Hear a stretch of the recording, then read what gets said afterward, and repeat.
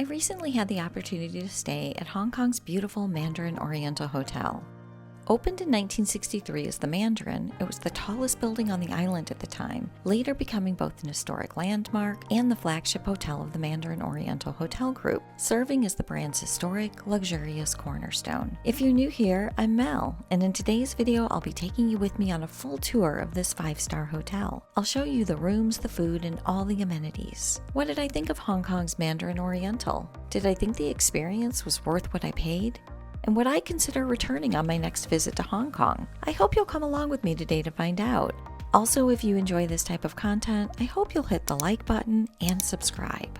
And with that out of the way, let's get started.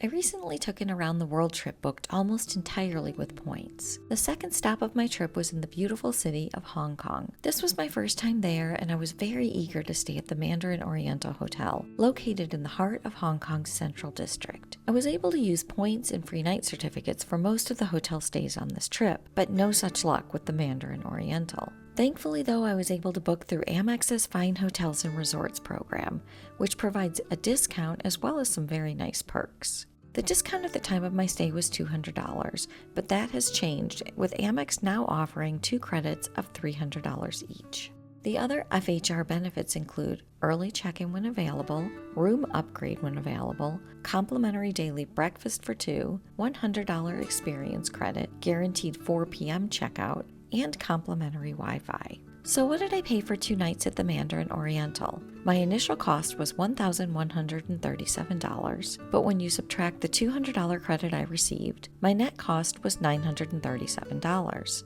Divided by 2 nights brings the price to $469 per night. So let's go in and see if it was worth the price. I arrived at the Mandarin Oriental in the late afternoon and made my way to the reception desk.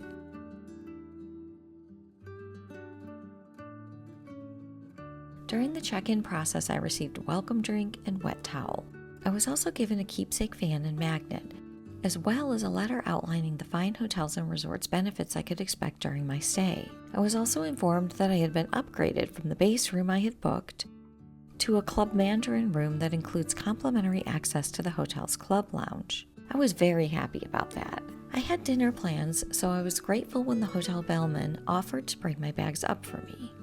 While a room tour would have to wait until I got back, I did take a few minutes to look around the reception area. There's a calm energy to the space that I really like. Also, I thought the hotel did a good job of combining old-world charm with high-end materials, including dark wood, crystal, and marble. When I returned from dinner, I made my way to the elevators. My room was on the 22nd floor. The hallways are well designed and well maintained, with interesting works of art along the way.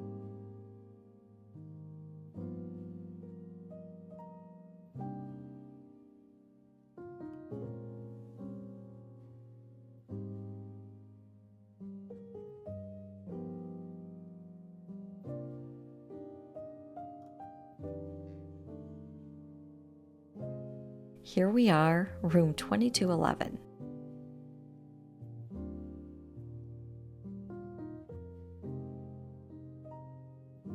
As I entered the room, I noticed that turn-down service had already been done, which makes sense since it was evening.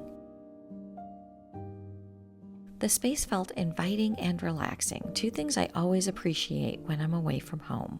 It also has a timeless yet elegant aesthetic, with plenty of dark wood, high-end materials, decorative molding, and classic furniture. What impressed me the most was how the hotel seems to think ahead and provide everything a guest might need.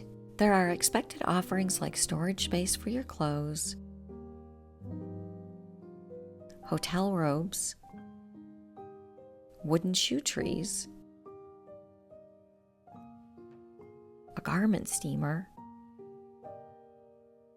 complimentary coffee service, and complimentary tea service if you prefer that, a nicely stocked minibar with a range of glassware,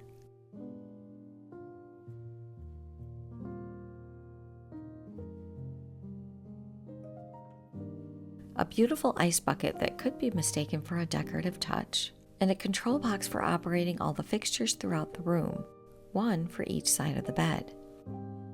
There were also plenty of special touches that exceeded my expectations. For example, I had requested a yoga mat before I arrived and was happy to see it already waiting for me in the room. I was also happy to see a few treats awaiting me. In addition to providing the expected desk items like a notepad, pen, and stationery, I was surprised to find this box of handy office supplies, including things like scissors, a ruler, and a stapler, among other things. I also really loved this valet cabinet that allows deliveries to be made from outside the room without the need to disturb you.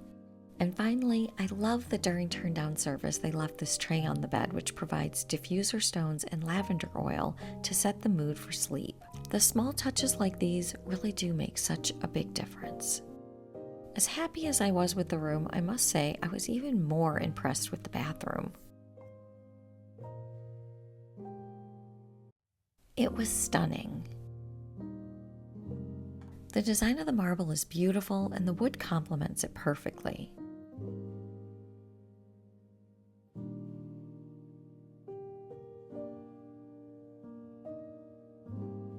My favorite feature in the bathroom is this large soaking tub. The shower is fantastic too and has an interesting vibe. For shower heads, there's a handheld one, plus this interesting mounted double-headed one. They also stock one of my favorite amenity brands, Diptyque. The toilet is private, located behind this glass door.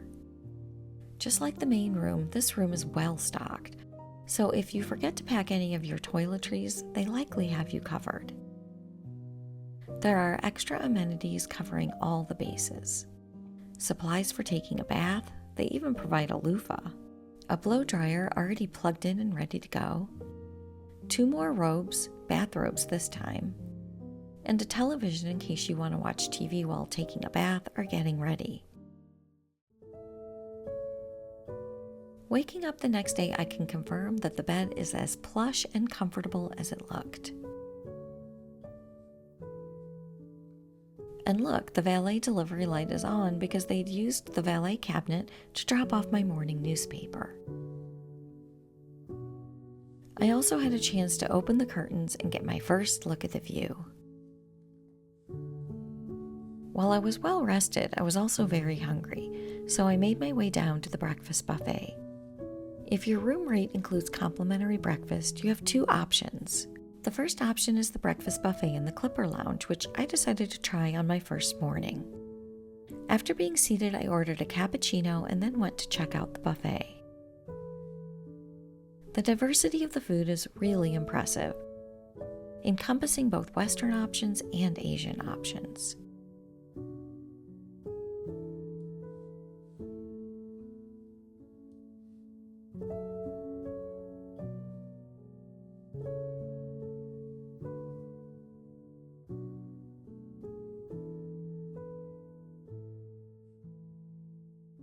There were several stations where a chef will cook your dish to order.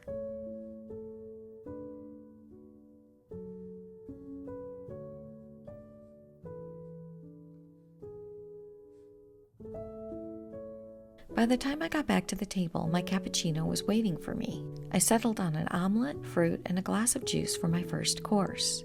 Then I went back for more fruit, a chocolate croissant, and yogurt. All in all, while the food wasn't incredible, it was more than satisfactory, and I definitely enjoyed the experience. On day 2, though, I decided to try the other breakfast option, a la carte dining at Café Causette.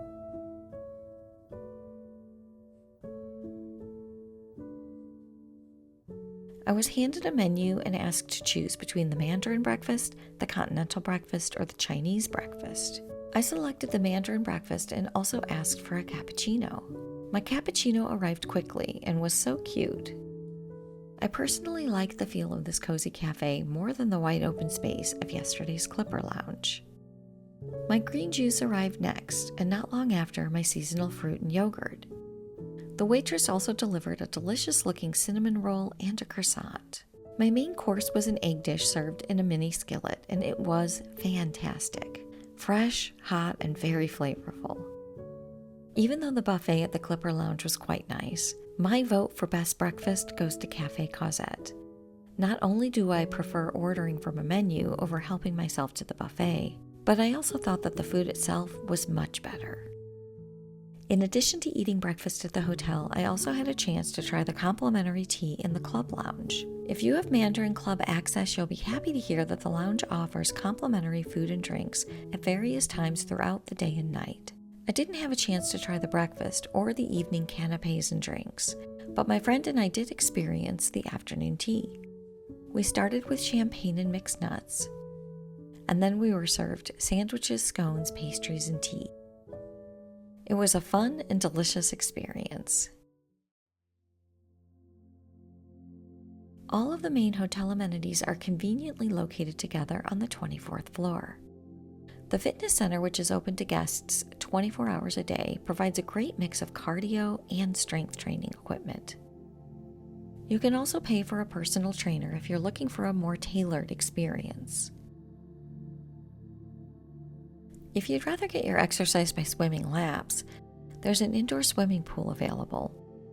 It's on the small side, but otherwise quite nice and very peaceful. And of course, both lockers and changing facilities are available nearby.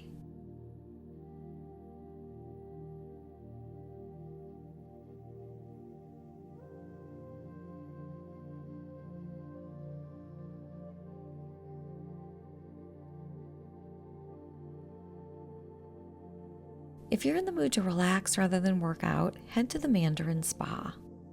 Guests enjoy complimentary use of the heated loungers, the sauna, and the steam rooms, and I highly recommend this.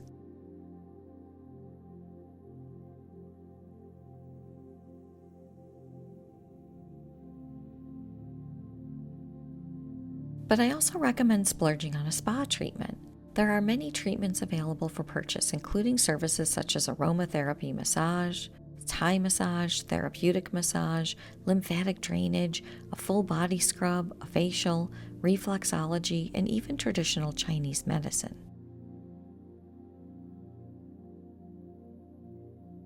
I decided to put my $100 FHR credit towards a massage. The treatment was closer to $200, so while not free, it was a great deal, and I loved the whole experience. From the tea and wet towel when I arrived, to the relaxing treatment itself,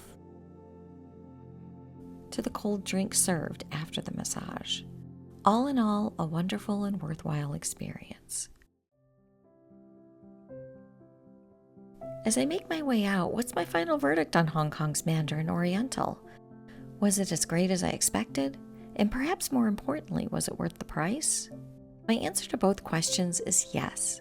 The room itself was great. I loved the look and feel of the space, and I appreciated all the little conveniences and personal touches.